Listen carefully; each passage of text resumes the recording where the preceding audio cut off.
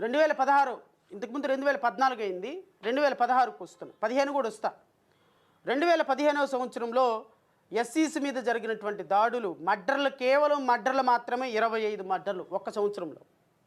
ఇందాక మీకు చెప్పినట్టు 34 మర్డర్లు ఇందాక ఒక్క సంవత్సరంలో.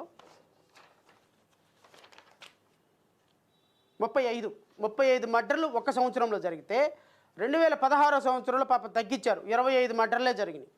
25 మర్డర్లు జరిగినాయి. ఓవరాల్గా టోటల్గా ఎస్సీ ఎస్టీల మీద జరిగినటువంటి దాడులు 2335 దాడులు. అందులో ప్రొటెక్షన్ ఆఫ్ సివిల్ రైట్స్ 25, మర్డర్లు 25, రేపులు 90, and women with lenient to outrage her modesty 303. అంటే ఎస్సీ ఎస్టీ మహిళల మీద, ఎస్సీ ఎస్టీ ప్రజల మీద 2335 అమానవీయమైనటువంటి చర్యలు ఒక్క సంవత్సరంలో మీ ప్రభుత్వంలో రిజిస్టర్ అయినాయి. ఏది 2016వ సంవత్సరంలో. దీనికి ఏం సమాధానం చెప్తారు సార్?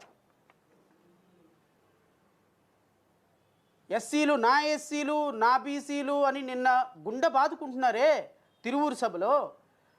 రాష్ట్ర ప్రజలకి, రాష్ట్రంలో ఉన్నటువంటి 1,50,00,000 మంది దళిత బిడ్డలకి ఇది అవసరం లేదా?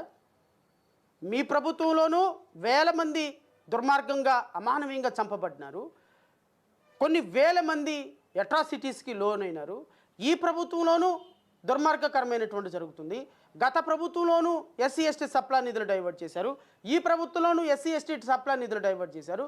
ప్రతి ప్రభుత్వంలోనూ జరుగుతుంటే అన్యాయం ఇంకా ఎక్కడికి వెళ్ళి తలదాచుకోవాలి సార్ ఎస్సీ ఎస్టీలు?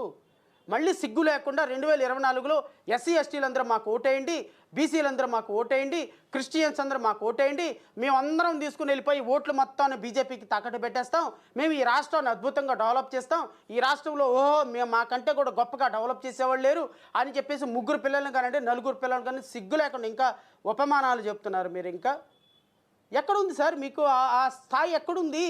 మీరు 2014 నుంచి 2019 వరకు ఈ రాష్ట్రాన్ని సర్వనాశనం చేసి, ప్రజల మన్ననలను కోల్పోయి, ప్రజల్లో ఒక లీడర్షిప్ కోల్పోయి, రాష్ట్ర ప్రభుత్వం మొత్తం చచ్చిపోయింది అన్నంత, ఒక పార్టీయే చచ్చిపోయింది అన్నట్టుగా మీరు ప్రభుత్వం మొత్తాన్ని మూసేసి హైదరాబాద్ పారిపోయి, తగుదనమ్మా అని 3-4 సంవత్సరాల తర్వాత ఈ రాష్ట్ర ప్రభుత్వంలోకి వచ్చి, ఈరోజు పాపం ఆ పార్టీలో టికెట్లు రాని వాళ్ళందరినీ కూడా మీ పార్టీలో జాయిన్ చేసేసుకొని తెలుగుదేశం ప్రభుత్వం అద్భుతంగా వెలిగిపోతుంది అని చెప్పి మాట్లాడుతుంటే రాష్ట్ర ప్రజలు ఏం సమాధానం చెప్పాలో అర్థం కాని పరిస్థితుల్లో ఉన్నారు. నేను రాష్ట్ర ప్రజలందరినీ కూడా మీ ద్వారా ఒకటే కోరుతున్నా, ఈ విధమైనటువంటి మ్యానిపులేషన్,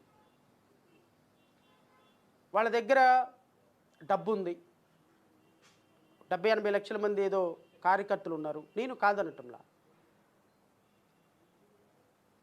డబ్బు, కార్యకర్తలు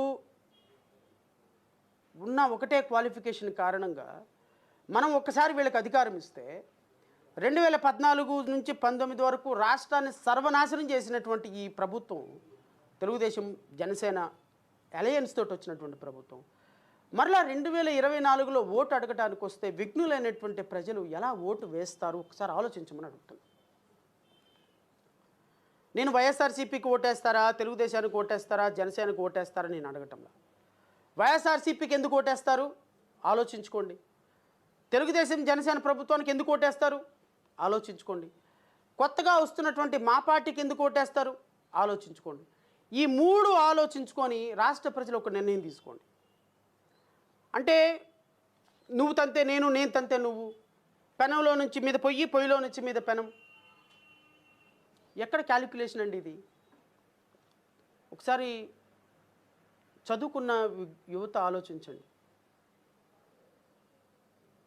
రిటైర్డ్ అయిపోయి సమాజం బాగుండాలి, ఈ సమాజం చాలా గొప్పగా ఉండాలి అని ఆలోచించేటువంటి ఉపాధ్యాయులు ఆలోచించండి.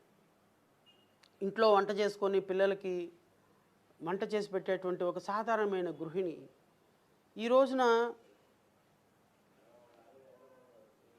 3,000 రూపాయలతో ఇల్లు గడిచేటువంటి రోజు నుంచి ఈరోజు 10,000 రూపాయలు వచ్చిన సగానికి సగం సరుకులు తెచ్చుకోలేని, ధరల పెరుగుదలతో ఇబ్బంది పడుతున్నటువంటి సాధారణ మహిళ ఆలోచించండి. డిగ్రీ చదివి, బీటెక్ చదివి, ఎంబీఏ చదివి ఉద్యోగాలు లేకుండా 5,000కి 10,000కి వాలంటీర్ ఉద్యోగం చేసుకుని చిన్న చిన్న ఉద్యోగాలు చేసుకునేటువంటి యువత ఆలోచించండి. ఒక ఇలాగ జుట్టనేసి పైనుంచి 10 మందిని కొట్టేసి పాటలు పాడేసేసి ఏదో 4 స్టెప్పులు వేసేసి మరలా ప్యాకప్ అనిన తర్వాత వెళ్ళిపోయేటువంటి సినిమా స్టార్స్‌కి ఓటేస్తామా? లేకపోతే తనను జైల్లో పెట్టాడని ఈ రాష్ట్ర ప్రజల కోసం అబ్బో అని గుండెలు బాదుకొని అక్రమంగా సంపాదించినటువంటి కోట్ల రూపాయల డబ్బును పెట్టుబడిగా పెట్టి పాదయాత్రలు చేసి ఆ పాదయాత్రలో వాకింగ్ చేసినట్టుగా బాడీని షేపింగ్ చేసుకొని ఒక మంత్రిగా ఈ రాష్ట్రాన్ని పరిపాలించి ఈ రోజున రాష్ట్ర ప్రజల సమస్యలను నేను తెలుసుకున్నాను అని మాట్లాడుతుంటే 5 సంవత్సరాల వాల్యుబుల్ సమయంలో మీరు రాష్ట్ర ప్రజల గురించి తెలుసుకున్నదేంటి అని ప్రశ్నించండి. అలాంటి వ్యక్తులకు మనం ఓటేద్దామా?